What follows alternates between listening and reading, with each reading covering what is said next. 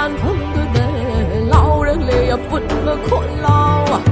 ninh tâm khổ lao ập bút mà đi mà lấy bạc sen thung na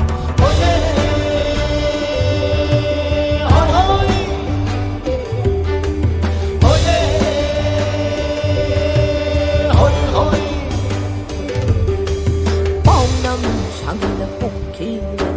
lan trình điện bao nan nao sinh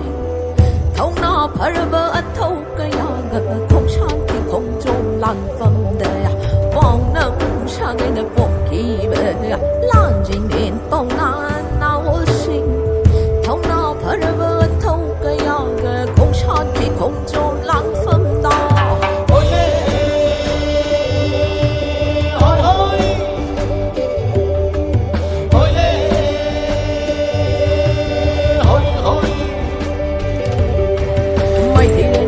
không nè lạc phẩm tu tình không may đón vì nó bay đi ta trong sinh bờ cung giết nó mà dùng giá tu nó bom tốt ta thấy ra người giết nó bờ sa ra đắng khi tu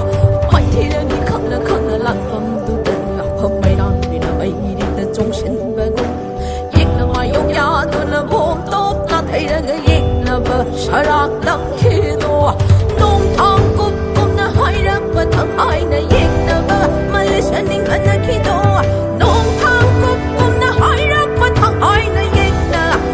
ฉันเองอันนั้นคิดโต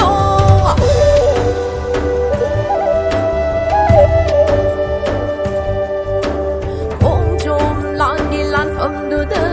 เล่าเรื่องเลียบปุ่นแบบคนเล่านิ่งตั้งคนเล่าอับปุ่นเมื่อกี้มาเลยฝากฉันทุ่งนา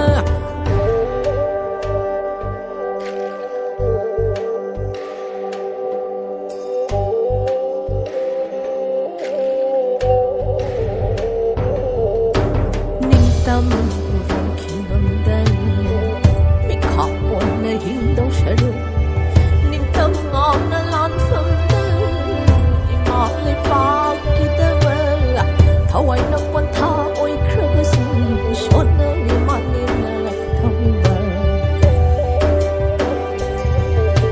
niềm tâm vòng khi ngầm đây mi khóc buồn nơi hình đâu sẽ được niềm tâm ngon nó lan phẩm lấy bao khi ta vơ thâu ai nó quan tha ôi khơi cái xin xót nơi mà lên